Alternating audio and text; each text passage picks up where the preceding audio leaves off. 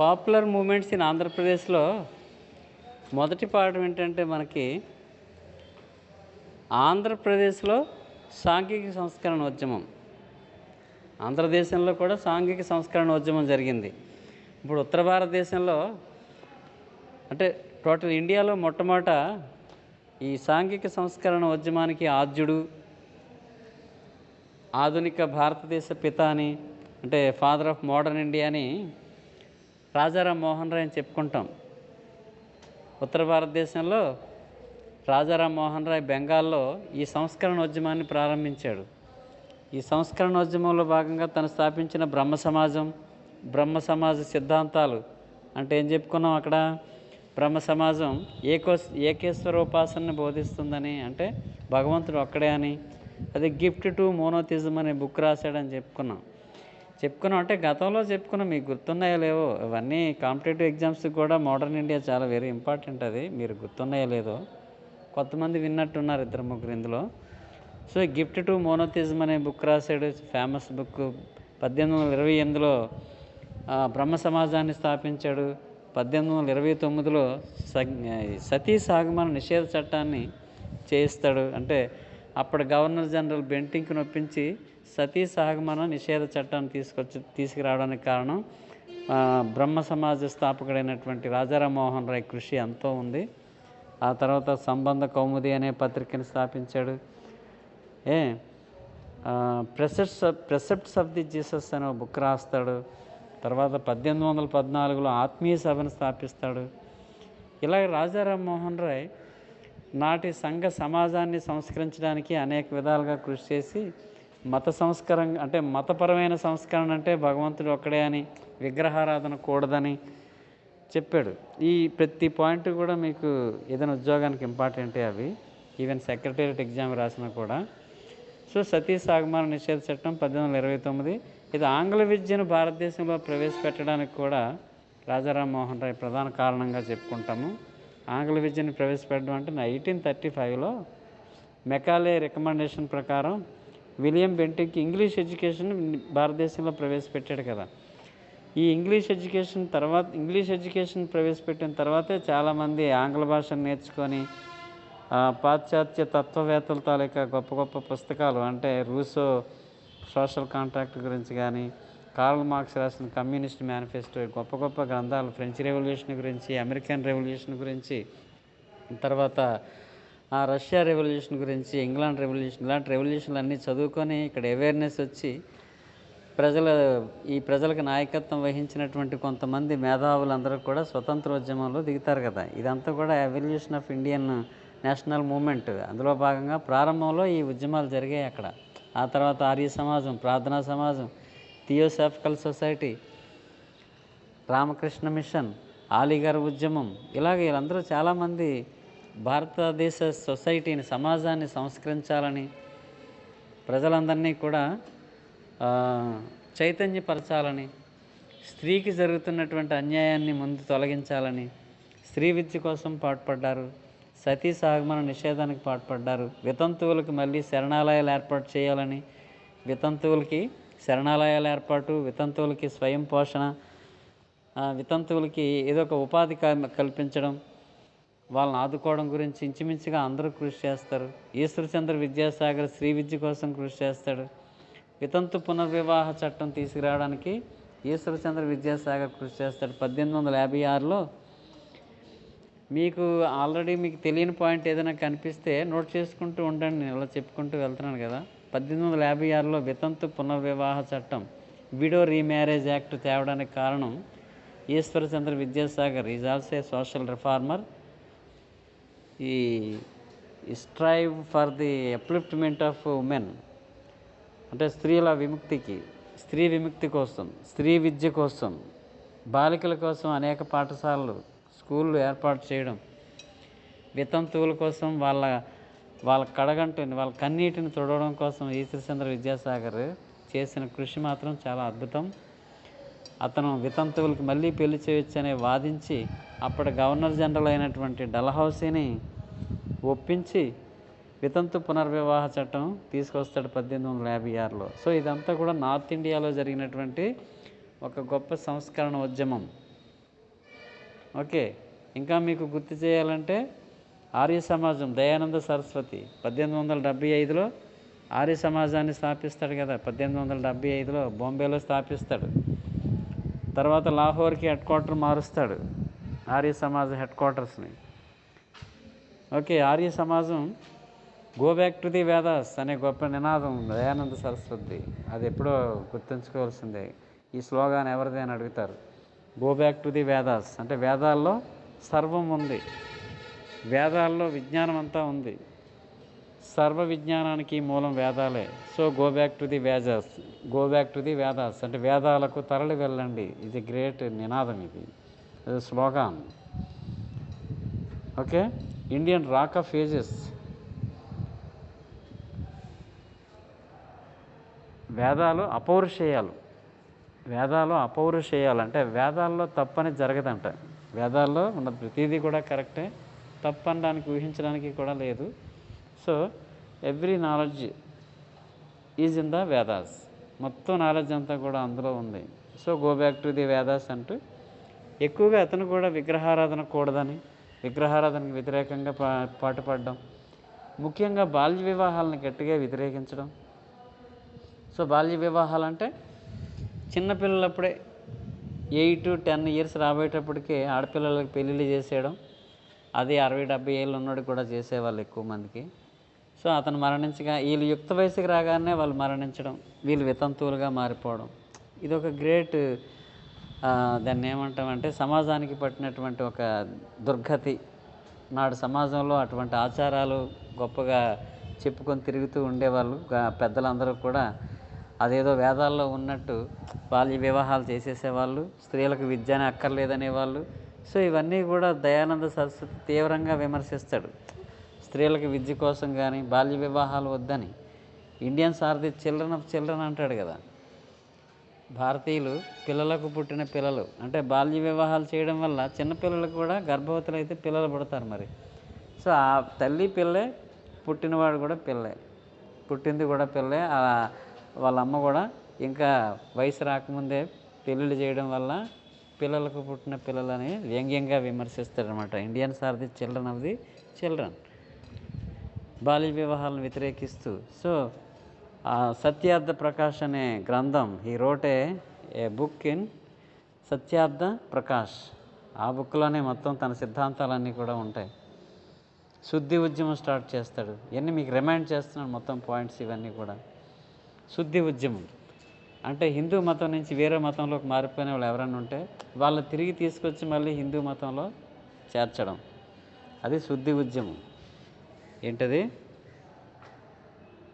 హిందువులు హిందూ మతాన్ని వీడి వేరే మతంలో ఎవరైనా సరే వేరే మతంలో చేరినట్లయితే ఎయిదర్ ముస్లిం, అయితే either Islam or Christian or Jain or any religion, ఏ మతంలోకి మారినా వాళ్ళని తిరిగి మళ్ళీ హిందూ మతంలోకి తీసుకురావడానికి శుద్ధి ఉద్యమాన్ని స్టార్ట్ చేస్తాడు. అలా గోవధ రక్షణ కేంద్రాలను ఏర్పాటు చేస్తాడు. అంటే గోవధని నిషేధించడం. అంటే ఆవు పవిత్రమైన జంతువు, అన్ని రకాలుగా మనుషులకి అన్ని రకాలుగా ఉపయోగపడుతుంది, దాన్ని కోసుకొని తినడం అనేది అమానుష్యమని గోరక్షణ ఉద్యమం ఒకటి. ఎస్పెషల్లీ ఆర్య సమాజం గ్రేటెస్ట్ కంట్రిబ్యూషను విద్యకి ఎక్కువగా కృషి చేయడం. ఆర్య సమాజం తాలూకా భారతదేశానికి చేసిన కృషిలో గొప్పగా చెప్పుకోదగింది ఇప్పటికీ కూడా ఆర్య సమాజం ఎడ్యుకేషన్ వ్యాప్తికి అంటే విద్యా వ్యాప్తికి చాలా ఎక్కువగా కృషి చేస్తుంది. DAV schools and Dayananda Anglo వేదిక స్కూల్స్ ఇప్పటికీ ఉన్నాయి. అనకాపల్లిలో కానీ, రాజమండ్రిలో కానీ, విశాఖపట్నంలో ఉంది, పెందుత్తులో కూడా ఉన్నట్టుంది, రాజాం, పాలకొండ, ఇలా చాలా మొత్తం దేశవ్యాప్తంగా డిఏవి స్కూల్స్ అని స్టాండర్డ్ స్కూల్స్, దయానంద ఆంగ్లో వేదిక స్కూల్స్. ఈరోజు కూడా అక్కడ సీట్ రావాలంటే ఎంట్రన్స్లో పాస్ అవ్వాలి మళ్ళీ. సో ఈ విధంగా దేశవ్యాప్తంగా విద్యకి ఇప్పటికీ కూడా ఈ ఆర్య సమాజ తాలూకా స్కూళ్ళు అవి కూడా అద్భుతంగా పనిచేస్తున్నాయి. సో ఇదంతా ఆర్య సమాజం contribution to the Indian society. తర్వాత వచ్చిన వివేకానందుడు రామకృష్ణ మిషన్ స్థాపిస్తాడు కదా. రామకృష్ణ మిషన్ ద్వారాగా బోర్డులంతా సేవ చేస్తాడు సమాజానికి. ఓకే, ఆ తర్వాత ఈశ్వరచంద్ర విద్యాసాగర్ గురించి చెప్పుకున్నాం. ఇలాగా దివ్యజ్ఞాన సమాజం అనిబిసెంట్ దివ్యజ్ఞాన సమాజం ద్వారా భారతీయులకి ఆత్మవిశ్వాసాన్ని పెంపొందించడం, గత వైభవం, భారతీయ ప్రాచీన కాలం నాటి వైభవాన్ని తిరిగి తీసుకురావాలని భారతీయులు ఆత్మవిశ్వాసాన్ని నింపడానికి ఈ థియోసాఫికల్ సొసైటీ, దాన్నే దివ్యజ్ఞాన సమాజం అంటాం, దాన్ని స్థాపించడం జరిగింది. ఆ సంస్థ ద్వారాగానే భారతదేశంలో ఒక రకమైన సంస్కరణ స్టార్ట్ చేస్తారు. మేడం బ్లావెట్స్కీ, కల్నల్ వాల్కాట్ వీళ్ళిద్దరూ 1875లో న్యూయార్క్లో స్టార్ట్ చేస్తారు దీన్ని. అమెరికాలో ప్రారంభిస్తారు ఈ దివ్యజ్ఞాన సమాజం. ఇది 1882లో ఇండియాకు వస్తుంది. దాని హెడ్ క్వార్టర్స్ మద్రాసు దగ్గర అడయార్కి మారుస్తారు. ఈ దివ్యజ్ఞాన సమాజం తాలూకా హెడ్ క్వార్టర్స్ని ఎక్కడికి, మద్రాసు సమీపంలో అడయార్కి మారుస్తారు. 1882లో స్థాపించింది అమెరికాలో 1875. After 7 years the headquarters of the Theosophical Society change to the Adyar, a place near Madras. 1907లో అనిబిసెంట్ దీని సారథ్య బాధ్యతలు తీసుకుంటుంది, అంటే ప్రెసిడెంట్గా. మేడం బ్లావెట్స్కీ, కల్నల్ వాల్కాట్ చనిపోయిన తర్వాత 1807లో Annie Besant took over the presidentship of Theosophical Society. Then she became popular. ఈ దివ్యజ్ఞాన సమాజంలోనే మొట్టమొదటిసారి అనిబిసెంట్ పాపులర్ అవుతుంది. ఈ దివ్యజ్ఞాన సమాజం కూడా ఎడ్యుకేషన్కి ఎక్కువగా ప్రాధాన్యత ఇస్తుంది. బెనారస్లో సెంట్రల్ హిందూ కాలేజీని స్థాపిస్తుంది అనిబిసెంట్. ఎక్కడ? బెనారస్ అంటే కాశీ, అదే వారణాసి. బెనారస్, వారణాసి, కాశీ ఇవన్నీ ఒకటే ప్రాంతం. ఈ వారణాసిలో సెంట్రల్ హిందూ కాలేజ్ స్థాపిస్తుంది అనిబిసెంట్ 1898లో. సో ఇది స్థాపించిన అంటే ఈ సెంట్రల్ హిందూ కాలేజే 1916లో బెనారస్ హిందూ యూనివర్సిటీగా మారుతుంది. అది అప్గ్రేడ్ అవుతుంది. అది బెనారస్ హిందూ యూనివర్సిటీ 1916 బై మదన్ మోహన్ మాలవ్య. అంటే అనిబిసెంట్ ప్రారంభించినటువంటి ఈ సెంట్రల్ హిందూ కాలేజ్ ఉందో దాన్ని మదన్ మోహన్ మాలవ్య 1916లో బెనారస్ హిందూ యూనివర్సిటీగా మార్చడం జరిగింది. Okay, it's very important. ఎవరు అప్గ్రేడ్ చేసింది? ఎవరు? మదన్ మోహన్ మాలవ్య 1916. ఏమైనా రాసుకుంటున్నారా? మామూలుగా అలా వింటున్నారా? రాసుకుంటున్నా సార్. అదే మీకు తెలియనివి ఏమైనా ఉంటే రాసుకోవాలి. తెలిసినవి రాసుకోనక్కర్లేదు, వింటే సరిపోతుంది. ఒకసారి గుర్తు చేసినట్టు అవుతుంది. ఒకవేళ అయ్యో ఇంతవరకు నాకు ఈ పాయింట్ తెలియదే, విన్నట్లేదే, మర్చిపోయినట్టున్నాను అనిపిస్తే మాత్రం దాన్ని నోట్ చేసేసుకోవాలి. అది అలవాటుగా ఉండాలి. అది తెలియని విషయం ఏదైనా సరే, ఎక్కడ విన్నా, ఎవరి దగ్గర విన్నా జస్ట్ నోట్ చేసుకుంటే ఎప్పుడైనా మీరు రిఫర్ చేసుకొని మళ్ళీ దాన్ని మైండ్లోకి మళ్ళీ దాన్ని ఎక్కించడానికి వీలు పడుతుంది. ఓకే, ఈ విధంగా సంఘ సంస్కరణ అనేది ఉత్తర భారతదేశంలో అనేక మంది కృషి చేయడం జరిగింది. రామకృష్ణ పరమహంస ఒకటి మర్చిపోయాం. రామకృష్ణ పరమహంస ఎక్కడ? కలకత్తా సమీపంలో దక్షిణేశ్వరంలో కాళికామాత ఆలయంలో పూజారి. ఎక్కడది? కలకత్తా సమీపంలో దక్షిణేశ్వర్లో కాళికామాత దేవాలయంలో ఒక పూజారి రామకృష్ణ పరమహంస. సో కాళికామాతని స్వయంగా ప్రత్యక్షంగా చూసినట్టుగా చెప్తారు అతన్ని. అంత భక్తి, అంత జ్ఞానపరుడు, జ్ఞానవంతుడు రామకృష్ణ పరమహంస. అతను కూడా ఒక కొటేషన్, అతని తాలూకా స్లోగాన్ ఒకటి ఉంది, మానవ సేవే మాధవ సేవ. ఈ స్లోగాన్ అతందే, మానవ సేవే మాధవ సేవ. గవర్నమెంట్ హాస్పిటల్స్ ముందు రాసి ఉంటుంది అది. ఎప్పుడు మనుషులకి సేవ చేస్తే దేవుడికి సేవ చేసినట్టే. దేవుడికి ప్రత్యేకించి మీరు వ్రతాలు, పూజలు, ఉపవాసాలు ఇవేమీ ఉండక్కర్లేదు. మనుషులకి సేవ చేయండి చాలు, అది భగవంతుడికి సేవ చేసినట్టే. సో అంత గొప్ప నినాదాన్ని ఇచ్చాడు రామకృష్ణ పరమహంస. అతని శిష్యుడే వివేకానందుడు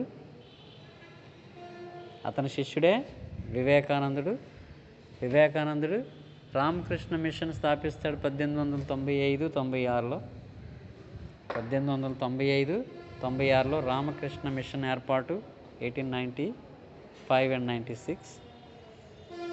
ఆ 95 and 96 అని ఎందుకంటున్నానంటే కొన్ని చోట్ల 95 అని ఇస్తున్నాడు, కొన్ని చోట్ల 96 అని ఇస్తున్నాడు. కాబట్టి సో ఏదో కాంపిటేటివ్ ఎగ్జామ్లో అడిగినప్పుడు ఒకటే ఇయర్ ఇస్తారు, ఎయిదర్ 95, ఎయిదర్ 1895 ఆర్ ఎయిదర్ 1896, ఏదో ఒకటే ఇస్తాడు.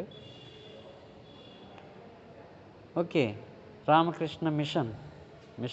రామకృష్ణ మిషన్ అంటే రామకృష్ణ పరమహంస సిద్ధాంతాలను ప్రచారం చేయడానికి రామకృష్ణ పరమహంస చెప్పినటువంటి మానవ సేవకే. రామకృష్ణ పరమహంస ఏమని ఉద్బోధన చేశాడు? మానవ సేవే మాధవ సేవ అన్నాడు కదా. సో మానవులకి సేవ చేయడం, సమాజానికి సేవ చేయడం కోసం Ramakrishna Mission was established by Vivekananda 1895-96. It is the greatest institution. Ramakrishna మిషన్లు కూడా చాలా ఉన్నాయి కదా. రాజమండ్రిలో, విశాఖపట్నం, హైదరాబాద్ పెద్ద పెద్ద రామకృష్ణ మిషన్ కేంద్రాలు ఉన్నాయి. ఇప్పుడు రామకృష్ణ బీచ్ అంటే ఏంటి? విశాఖపట్నంలో అక్కడ రామకృష్ణ మఠం ఉంది. అక్కడ రామకృష్ణ మిషన్ తాలూకు ఒక మఠం అక్కడ ఉంది. దాని నుంచే రామకృష్ణ బీచ్ అనే పేరు వచ్చింది. సో పెద్ద పెద్ద కేంద్రాలు ఉన్నాయి. ఇందులో సన్యాసుల్ని చేర్చుకుంటారు. సన్యాసులు అంటే సేవ కోసం అంకితమైపోయినటువంటి కొంతమంది వాలంటీర్ని రామకృష్ణ మిషన్లో చేర్చుకుంటారు.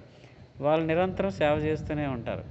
ఇప్పుడు నేచురల్ కెలామిటీస్ అంటే భూకంపం, వరదలు, సునామీలు, ఈ టైపులో ఇవి నేచురల్ కెలామిటీస్ అంటాం. అంటే ఇలాంటి సందర్భాల్లో వరదలు వచ్చినప్పుడు ప్రజలు నానా ఇబ్బందులు పడతారు. అటువంటి సందర్భంలో వీళ్ళు వెళ్ళి సేవ చేస్తారు ప్రజలకి. అంటువ్యాధులు ప్రబలకుండా మందులు సప్లై చేయడం, వాళ్ళకు దుస్తులు సప్లై చేయడం, వాళ్ళకి ఆహార పొట్లాలు అందించడం, వాళ్ళని ఆదుకోవడం, ఇలాగా వీళ్ళకి ఈ విధంగా సేవ చేస్తుంది రామకృష్ణ మిషన్. అంటే మానవ సేవే మాధవ సేవ నినాదానికి అనుగుణంగా నిరుపేదలకి చిన్న చిన్న దుస్తులు పంపిణీ, మందులు పంపిణీ, నిరుపేద పిల్లలు, అనాథ పిల్లలకి అనాథ శరణాలయాలు ఏర్పాటు చేయడం, అనాథ పిల్లలకి విద్య నేర్పడం, ఇవన్నీ గొప్ప సేవలు అందిస్తుంటుంది రామకృష్ణ మిషన్. రామకృష్ణ మిషన్తో పాటు ఇక్కడ స్వామి వివేకానందుడి గురించి ఎ greatest event in the Indian history 1893, 1893 చాలా ఇంపార్టెంట్ ఇయర్. వివేకానందుడికి సంబంధించి 1893 తాలూకు ఇంపార్టెన్స్ ఎవరైనా చెప్తారా ఇప్పుడు మీలో? 1893లో వివేకానందుడికి సంబంధించిన ఒక గొప్ప సంఘటన జరిగింది కదా. ఏంటది? 1893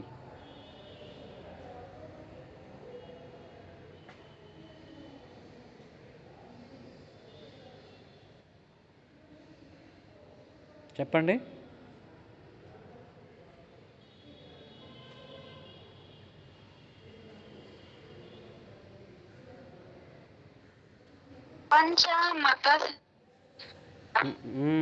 వెరీ గుడ్. చికాగోలో. Very good. చికాగో నగరంలో ప్రపంచ మత సదస్సు జరుగుతుంది. ఈ ప్రపంచ మత సదస్సుకి హిందూ మతానికి రిప్రజెంటేటివ్గా భారతదేశం నుంచి అటెండ్ అవుతాడు. మన భారతదేశ హిందూ మతానికి రిప్రజెంటేటివ్ ప్రతినిధిగా అక్కడికి వెళ్ళి ఆ ప్రపంచ మత సదస్సులో భారతీయ హిందూ మతం గురించి, హిందూ మత ఔన్నత్యం గురించి అక్కడ చెప్తాడు. Brothers and sisters of America అంటే సోదరీమణులారా, brothers and sisters of the world, ప్రపంచ సోదరీమణులారా అంటే మొత్తం ప్రజలందరినీ ప్రపంచవ్యాప్తంగా లేదా అమెరికా వ్యాప్తంగా ఈ అందరినీ సోదరభావంతో చూడగలిగిన గొప్ప మతం హిందూ మతం అని తన ప్రారంభ ఉపన్యాసంలోనే అద్భుతంగా హిందూ మత ఔన్నత్యం గురించి తెలియజేస్తాడు. So the greatest event in the history of Vivekananda 1893 is the most important year. 1893 అనేది 1893లోనే అన్బిసెంట్ ఇండియాకి వస్తుంది. Is a remarkable event also. Annie Besant 1893లోనే ఇండియాకి రావడం జరిగింది. ఇక్కడ వచ్చిన తర్వాత తను థియోసాఫికల్ సొసైటీ ద్వారాగా, తర్వాత హోమ్ రూల్ మూమెంట్ ద్వారాగా భారతదేశంలో ప్రజల్లో చాలా అవేర్నెస్ తీసుకొస్తుంది, ఎడ్యుకేషనల్గా అవేర్నెస్ తీసుకొస్తుంది. జాతీయ కాంగ్రెస్కి అధ్యక్షురాలుగా 1917లో మొదటి మహిళా కాంగ్రెస్ అధ్యక్షురాలుగా ఎన్నికవుతుంది. 1916లో హోమ్ రూల్ ఉద్యమాన్ని నడుపుతుంది. సో ఆమె భారతదేశానికి రాక 1893. ఓకే. అలాగే గాంధీ గారు దక్షిణాఫ్రికాకి వెళ్ళింది కూడా 1893. గాంధీ గారు దక్షిణాఫ్రికా వెళ్ళడమే ఒక పెద్ద గ్రేటెస్ట్ ఈవెంట్. అక్కడికి వెళ్ళిన తర్వాత జాతి విచక్షణ విధానానికి వ్యతిరేకంగా, తెల్లవాళ్ళకు వ్యతిరేకంగా అక్కడ గొప్ప పోరాటం చేసి ఈ సత్యాగ్రహం అనే ఆయుధాన్ని అక్కడే ప్రయోగిస్తాడు గాంధీ. ఈ సత్యాగ్రహం, అహింస అనే ఆయుధాలను ప్రయోగించింది మొట్టమొదటి దక్షిణాఫ్రికాలోనే. ఈ దక్షిణాఫ్రికా వెళ్ళడం అనేది ఒక greatest event in the history of Gandhi. అది 1893లోనే జరిగింది. ఓకే. అలాగే అరవింద్ ఘోష్ సూరత్ అంటే కాంగ్రెస్ సమావేశం సూరత్లో విడిపోయిన తర్వాత చాలామందిని జైల్లో పెట్టింది బ్రిటిష్ గవర్నమెంట్. అంటే తిలక్ని మాండలే జైలుకి పంపించింది. లాలా లజపత్ రాయ్నేమో డిపోర్టేషన్, ద్వీపాంతరవాసానికి. అలాగే బిపిన్ చంద్రపాల్ని కేసులో ఇరికించడం. అలాగే అరవింద్ ఘోష్ కూడా ప్రముఖ అతివాది. అతను కూడా ఆలీపూర్ బాంబు కేసులోనే ఇరుక్కుంటాడు. సో ఆ తర్వాత మళ్ళీ ఇండియాకి తిరిగి వస్తాడు 1893లో. ఇండియాకి తిరిగి వచ్చి వందే మాతరం అనే పత్రికని ఎడిటర్గా పనిచేస్తాడు. వందే మాతరం అది రాసుకోవచ్చు. వందే మాతరం ఎవరు దీన్ని వందే మాతరంలో భారతదేశంలో ప్రజల్లో ఒక చైతన్యం, ఒక జాతీయ భావాన్ని, స్వతంత్ర పిపాసను రగులుకొల్పింది Aravind Ghosh through the newspaper Vande Mataram. Aravind Ghosh రాజకీయాల నుంచి రిటైర్ అయిపోయి ఇక్కడ పాండిచ్చేరిలో ఒక పెద్ద ఆశ్రమం ఉంది. వెరీ పాపులర్ ఆశ్రమం అది.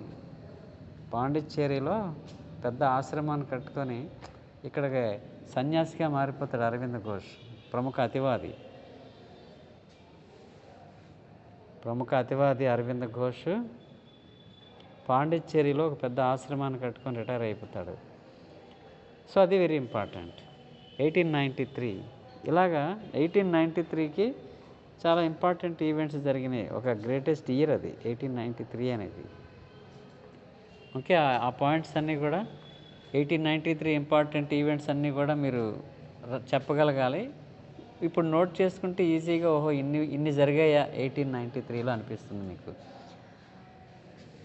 ఉత్తర భారతదేశంలో ఈ సాంఘిక సంస్కరణకు కృషి చేసిన సంస్థలు, వ్యక్తులు, సమాజానికి వారు చేసినటువంటి సేవలు, స్థాపించిన సంస్థలు, ఇవన్నీ కూడా దక్షిణ భారతదేశంలో కూడా ఇన్స్పిరేషన్. ఇప్పుడు బ్రహ్మ సమాజ తాలూకా సిద్ధాంతాలు, ఆర్య సమాజం తాలూకా సేవలు, సిద్ధాంతాలు, రామకృష్ణ మిషన్ చేస్తున్న సేవ, కృషి, ఇవన్నీ కూడా దక్షిణ భారతదేశంలో కూడా ఒక ఇన్స్పిరేషన్ ఇస్తాయి. ఆ ఇన్స్పిరేషన్లో భాగంగా కందుకూరి వీరేశలింగం లాంటి వాళ్ళు బ్రహ్మ సమాజ సభ్యులుగా చేరి బ్రహ్మ సమాజ సిద్ధాంతాలని ఆంధ్రదేశంలో కూడా ప్రచారం చేస్తారు. కందుకూరి వీరేశలింగం పంతులు. ఇతడు చాలా మామూలు సాధారణ కుటుంబంలోనే జన్మిస్తాడు. చిన్నతనంలోనే తండ్రిని కోల్పోవడం, పెదనాన్న దగ్గర పెరగడం, ప్రారంభంలో కాస్త అనారోగ్యానికి కూడా గురవడం, తర్వాత మంచి సునిశ్చిత జ్ఞానం కలిగినటువంటి కందుకూరి వీరేశలింగం ఇతడు ఆంధ్రదేశ సమాజంలో ఉన్నటువంటి దురాచారాలని రూపుమాపడానికి అతడు గట్టిగా కృషి చేస్తాడు కందుకూరి వీరేశలింగం పంతులు. ఆయన గద్య తిక్కన అనే పేరు కూడా ఉంది. గద్య తిక్కన అనే పేరుంది. తెలుగులో మొట్టమొదటి నవల ఇతనే రాశాడు, రాజశేఖర చరిత్ర. తెలుగులో మొదటి నవల రాసింది కందుకూరి వీరేశలింగం, రాజశేఖర చరిత్ర.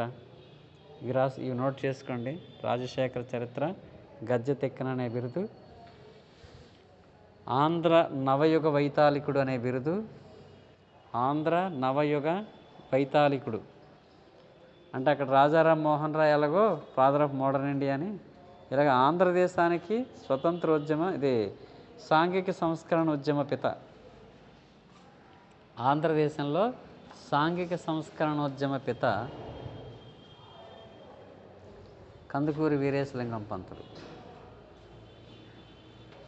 మొదట ఉపాధ్యాయ వృత్తిలోనే చేరతాడు. మొదట ఉపాధ్యాయ వృత్తిలో చేరి సమాజంలో ఉన్నటువంటి అనేక మూఢనమ్మకాలను వ్యతిరేకిస్తాడు. ఓపెన్గా. ఇతనికి సంస్కరణాభిలాష ఇంత అంత కాదు. సమాజం అంతా ఎదురు తిరిగినా సరే ఎటువంటి భయపడని గొప్ప వ్యక్తిత్వం ఉన్నటువంటి వ్యక్తి కందుకూరి వీరేశలింగం పంతులు. ఇతడు జనరల్గా మరి ఇప్పటికీ కూడా మన సమాజంలో గూడు కట్టుకున్న బాగా పాతుకుపోయినటువంటి కొన్ని మూఢాచారాలు ఇప్పటికీ మనం దానికి దానికి ఒక విధంగా చెప్పాలంటే బలైపోవడం అనే మాట వాడలేం. కానీ ఇప్పటికీ కూడా మనం కొన్నిటికి భయపడుతుంటాం. పిల్లి ఎదురైందంటే మనం వెళ్ళడానికి భయపడతాం. అదొక మూఢనమ్మకం. అమావాస్య రోజు ఏ పని చేయడానికి కూడా వెనుకాడుతాం. అలాగే పెరట్లో అరటి చెట్టు పుడితే, మన పెరట్లో అరటి చెట్టు కానీ పుడితే గెల వేసిందంటే మాత్రం మనం ఆ పెరట్లో ఉన్నదాన్ని తినకూడదంటారు. ఆ తర్వాత ఇంట్లో తేనె పట్టు పెడితే అరిష్టం అంటారు మన వాళ్ళు. అర్థమైందా? ఇన్ని మూఢనమ్మకాలు ఇప్పటికీ కూడా మనకి కూడా అంటేసాయి. మామూలుగా మన వారసత్వంగా పెద్దలు మనకి కూడా అంటించారు. అవి అంటించారు కదా. మనం కూడా దానికి తప్పించుకోలేని పరిస్థితిలో ఉన్నాం. వీటన్నిటినీ కూడా వీరేశలింగం పంతులు ఓపెన్గానే వ్యతిరేకిస్తాడు. తనకు ఉద్యోగం వచ్చిన తర్వాత కావాలని అమావాస్య రోజు జాయిన్ అవుతాడు ఉద్యోగంలో. అమావాస్య రోజున వెళ్ళి ఉద్యోగంలో చేరి ఏమీ కాదు, ఇదంతా మూఢనమ్మకాలు, అమావాస్య, పౌర్ణమి, లేకపోతే దశమి, ఏకాదశి ఇవన్నీ కూడా ఉట్టి మూఢనమ్మకాలు. అవి దేవుడు సృష్టించిన అన్ని రోజులు కూడా మంచివే. ఒకరోజు మంచిది, ఒకరోజు చెడ్డది అనేది ఉండదు. ఈ పంచాంగాలు చెప్తున్నవన్నీ కూడా అబద్ధం అని చెప్పి అమావాస్య రోజు ఉద్యోగంలో చేరి నాకేం కాలేదని నిరూపిస్తాడు. అలాగే పిల్లి ఎదురైతే అరిష్టం అంటారు కదా, పిల్లిని ఎదురుగా తెచ్చుకొని మరీ వెళ్తుంటాడు. పిల్లిని సంకన పెట్టుకొని వెళ్తుంటాడు. ఇంట్లో తేనె పట్టు పెడితే అరిష్టం అంటారు. ఇంట్లో తేనె పట్టు పెట్టినా అందరినీ వచ్చి చూపించి మరీ దాన్ని అలాగే ఉంచుతాడు. అంటే ప్రతిదీ కూడా ఇలాగా అప్పట్లో ఈ మూఢనమ్మకాలు ఏవైతే ఉన్నాయో అవన్నీ వ్యతిరేకించడానికి వెనుకాడ్డు. అలాగే వితంతు పునర్వివాహం జరిపించడానికి చాలా కృషి చేస్తాడు. అనేక ఉపన్యాసాలు ఇస్తాడు ఆంధ్రదేశం అంతా కూడా తిరిగి. అంటే వితంతువులకి మళ్ళీ పెళ్లి చేయొచ్చనే బలమైన నమ్మకం. ఎందుకంటే సమాజంలో వితంతువుల పరిస్థితులు చాలా దయనీయం, నికృష్టం, నీచం. ఎందుకంటే బాల్య వివాహాలు చేయడం వల్ల, చెప్పాను కదా, బాల్య వివాహాలు చేయడం వల్ల యుక్త వయసు, పాపం ఆడపిల్ల యుక్త వయసు రాగానే భర్త చనిపోవడం. సో వీళ్ళకి జీవితాంతం కూడా పెళ్ళికి లేకుండా ఒక మూలన పడేయడం, వీళ్ళ ముఖం చూస్తే అరిష్టం అని ఫీల్ అవ్వడం. వితంతువుని చూస్తే భర్త చనిపోయిన స్త్రీ అందరికీ లోకువ, అనుకువ. ఇంట్లో వాళ్ళు కూడా గౌరవించరు, వీధిలో వాళ్ళు గౌరవించరు. వాళ్ళు ఎదురైతే అరిష్టం అనుకుంటారు. వాళ్ళతో మాట్లాడడమే పాపంలా భావిస్తారు. అలా ఉండేది పరిస్థితులు అప్పుడు, వితంతు పరిస్థితులు. తెల్ల చీర కట్టి ఒక మూలన పడేసేవారు. ఇది చాలా అన్యాయం, దారుణం. అసలు ఏ వేదాల్లో ఉంది వితంతుకు మళ్ళీ పెళ్లి చేయకూడదని? వేదాల్లో ఉంది అలా చేయకూడదని పురోహితుల వాదన. కానీ దీన్ని వ్యతిరేకించారు అందరూ. రాజారాం మోహన్ రాయ్ దగ్గర నుంచి అందరూ సంఘ సంస్కర్తలు అందరూ కూడా దీన్ని వ్యతిరేకిస్తారు. దీన్ని ఎక్కువగా వ్యతిరేకించి వితంతువులకి సెపరేట్గా శరణాలయాలు ఏర్పాటు చేసి వాళ్ళకి మళ్ళీ పెళ్లి చేయొచ్చని గట్టిగా కృషి చేసిన వ్యక్తి ఇందాక నేను చెప్పినట్టుగా ఎవరు? ఈశ్వరచంద్ర విద్యాసాగర్ చాలా గట్టిగా కృషి చేస్తాడు వీళ్ళ అభ్యున్నతి కోసం, వీళ్ళ ఎదుగుదల కోసం, వీళ్ళకి సమాజంలో మళ్ళీ గౌరవం కల్పించడం కోసం, వీళ్ళ ఉపాధి కోసం ఎంతో కృషి చేసి అప్పుడు డల్హౌసీని ఒప్పించి, the Governor General of India then Dalhousie 1856లో వితంతు పునర్వివాహ చట్టాన్ని చేయిస్తాడు. ఆ చట్టం వచ్చేలా కృషి చేసింది Ishwarchandra Vidyasagar. So all you know that. ఒకవేళ గుర్తు లేకపోతే రాసుకోండి. వితంతు పునర్వివాహ చట్టం తేవడానికి కారణం ఈశ్వరచంద్ర విద్యాసాగర్. అది చట్టం చేసింది డల్హౌసీ, లార్డ్ డల్హౌసీ 1856.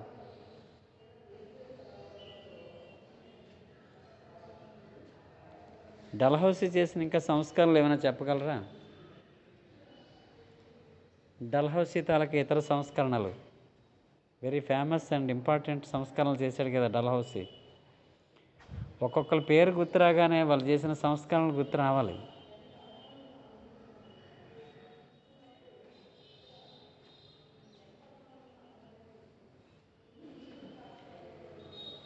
ఒక వ్యక్తికి గుర్తు రాగానే కొన్ని గుర్తు రావాలి. అది జ్ఞాపక శక్తిలో ఉన్నటువంటి స్మృతి లక్షణాలు అవి.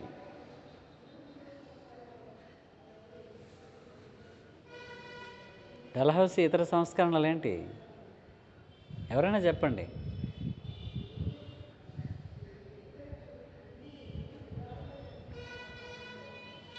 ఎప్పుడో రాసుకొని మర్చిపోయారా? అసలు రాసుకొనే లేదా?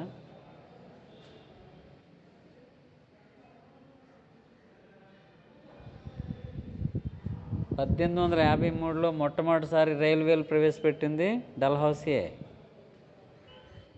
మొట్టమొదటి రైల్వేలు భారతదేశంలో ప్రవేశపెట్టింది ఎవరు? లార్డ్ డల్హౌసీ. 1853 బొంబాయి నుంచి ఠానా వరకు మొట్టమొదటిసారి రైల్వే మార్గం వేయడం జరిగింది. బొంబాయి నుంచి ఠానా. 1854లో పోస్టల్ డిపార్ట్మెంట్ స్థాపించాడు. 1854లో పోస్టల్ డిపార్ట్మెంట్ స్థాపన. అంటే దేశంలో ఏ మూలకైనా ఒకటే ఛార్జ్. పోస్టల్ స్టాంప్ అంటిస్తే ఏ మూలకైనా ఒకటే ఛార్జ్. అంతకుముందు అయితే దూరాన్ని బట్టి ఛార్జ్ వేసేవాళ్ళు. ఇప్పుడు ఉదాహరణకి మనం అనకాపల్లి ఉత్తరం పంపించాలంటే ఒక రేటు, వైజాగ్ పంపిస్తే ఒక రేటు, ఢిల్లీ పంపిస్తే ఇంకో రేటు ఉండేది. కానీ డల్హౌసీ పోస్టల్ చట్టం తీసుకొచ్చిన తర్వాత దేశంలో ఏ మూలకైనా అదే stamp duty, stamp charge. So postal department was introduced by Dalhousie in 1854. First postal stamp కరాచీలో విడుదల చేస్తాడు. ఫస్ట్ పోస్టల్ స్టాంప్ కరాచీలో విడుదల. 1854 వుడ్స్ డిస్పాచ్, విద్యా కమిషన్. చార్లెస్ వుడ్ నివేదిక అంటాం. విద్యా కమిషన్ అది డల్హౌసీ కాలంలో. 1854 చార్లెస్ వుడ్ నివేదిక ఆన్ హైయర్ ఎడ్యుకేషన్. ఉన్నత విద్య మీద సిఫార్సులు చేస్తాడు చార్లెస్ వుడ్. అది డల్హౌసీ కాలంలోనే.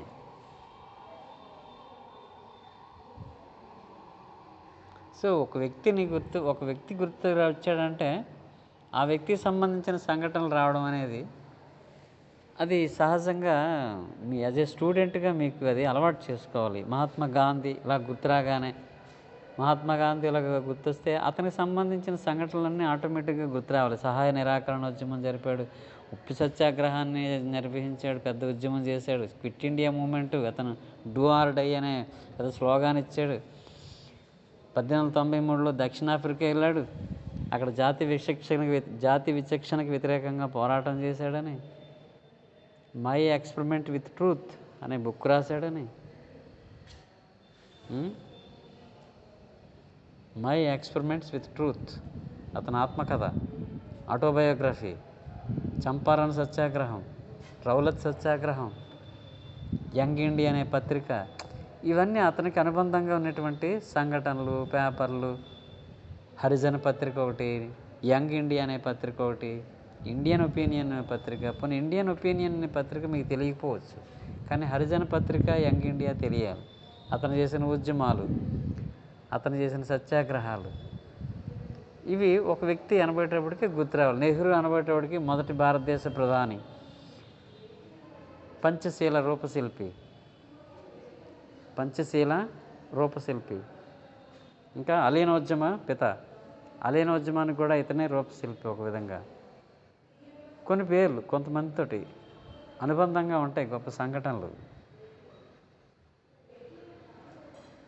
వల్లభాయ్ పటేల్, ఉక్కు మనిషి. ఇండియన్ బిస్మార్క్, స్వదేశీ సంస్థానాలన్నింటినీ విలీనం చేసినటువంటి గొప్ప వ్యక్తి, మొదటి హోమ్ మినిస్టర్ సర్దార్ వల్లభాయ్ పటేల్. ఇలా ఒక వ్యక్తి, ఏ వ్యక్తి అయినా అతను గుర్తొస్తే చాలు.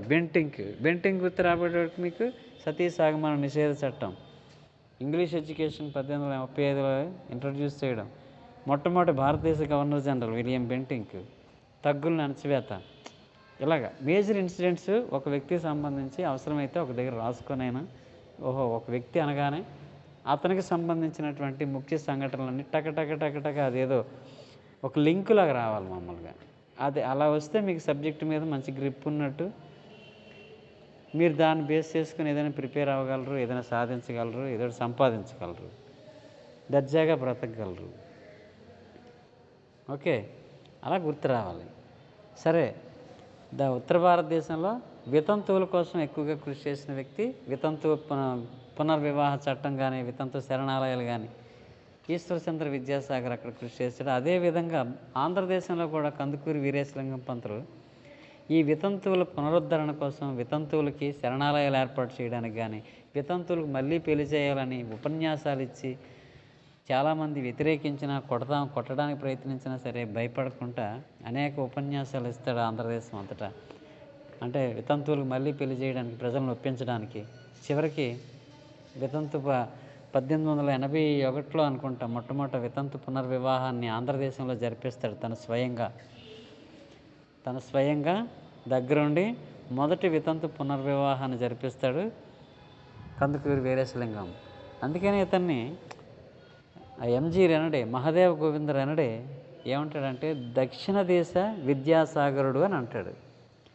అలా అన్నది ఎవరు అని అడిగాడు ఒకసారి, ఏదో గ్రూప్ 1లోనో 2లో.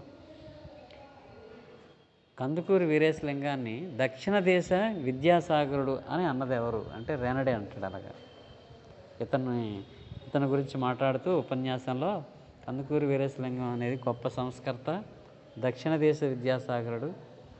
అక్కడ ఈశ్వరచంద్ర విద్యాసాగర్ ఎలాగైతే వితంతువుల పునర్వివాహం కోసం కృషి చేశాడు, ఇక్కడ కూడా అలాగే సంఘ సంస్కరణ కోసం కృషి చేస్తున్నటువంటి గొప్ప వ్యక్తి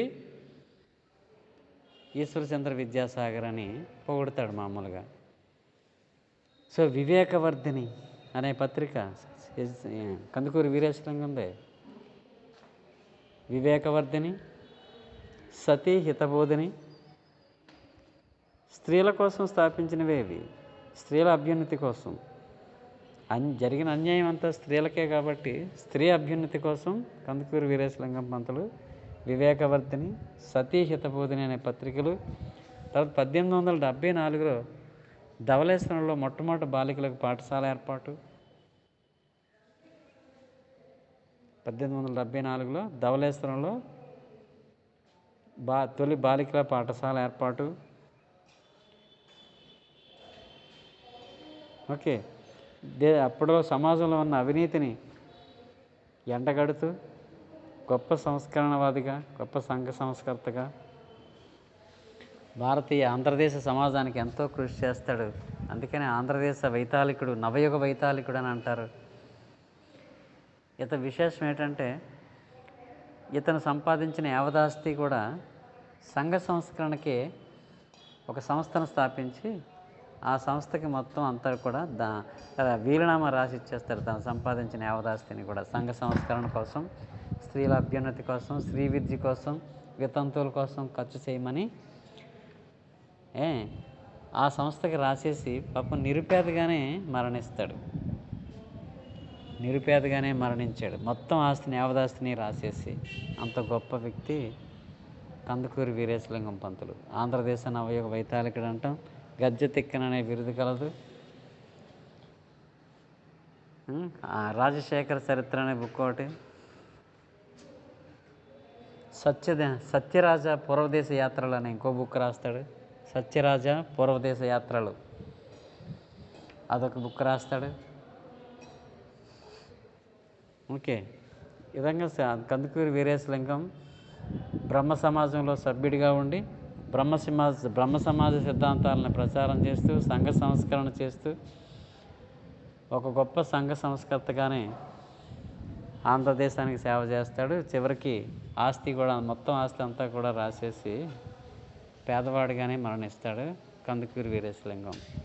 ఇది మీకు మామూలుగా ఇది మన ఆంధ్రదేశంలో ఉద్యమాలు, ప్రముఖ ఉద్యమాలు అనే పేపర్ ఉంది కదా, అందులో మనకి తొలి పాఠం ఇది. ఇతని గురించి ప్రత్యేకించి పెద్ద క్వశ్చన్ అని అడుగుతాడు, షార్ట్ నోట్ అని అడుగుతారు. ఈజీగా రాసేయవచ్చు మీరు. ఓకే, రేపు మరొకటి స్టార్ట్ చేద్దాం. Thank you. Okay sir. Thank you sir. Okay.